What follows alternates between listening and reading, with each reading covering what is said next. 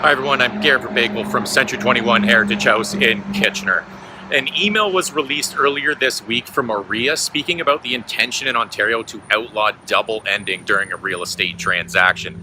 Many are for such a change and many are against it, and there are certainly valid arguments for both sides. Just to clarify, double ending refers to a realtor representing both the buyer and the seller in the same transaction.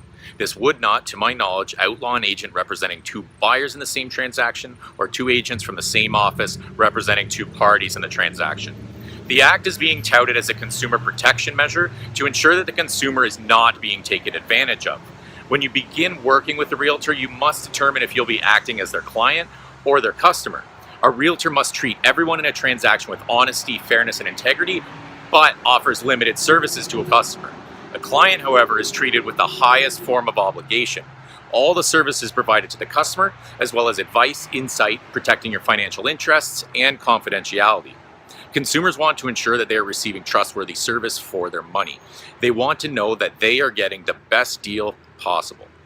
The CBC Marketplace piece in the fall certainly showed some realtors acting inappropriately and cheating their own clients out of thousands of dollars by offering preferential treatment to their buyer client. There is a certain amount of trust present in a real estate transaction. That client trusts the realtor is working in their client's best interest and not their own.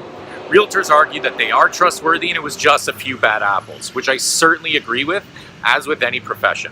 They also point out that prohibiting double ending would be disastrous to some offices that are the only realtor in town in some farther flung areas of the province. If they are the only realtor in town, who are they supposed to be sending their other client to for help?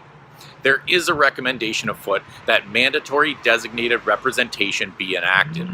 This would require that the brokerage designate an agent to represent one party where another realtor represents both parties to a transaction.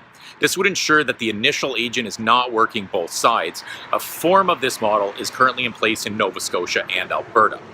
Personally, I have a foot in both camps. I am a realtor and hold my honesty and trustworthiness dearly and would never do anything to destroy that. I also value my level of customer service to my clients and would never seek to do them harm. However, how am I to strongly represent my buyer while also doing the same for my seller? Their interests conflict to a certain degree.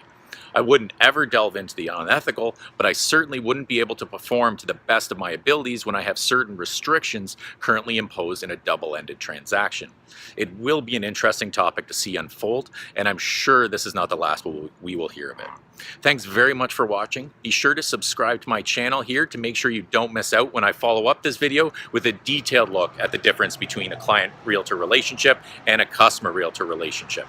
If there are other topics or terms you would like me to cover, please leave a comment down below. And until next time, I'm Garrett Verbakel with Century 21 Heritage House in Kitchener.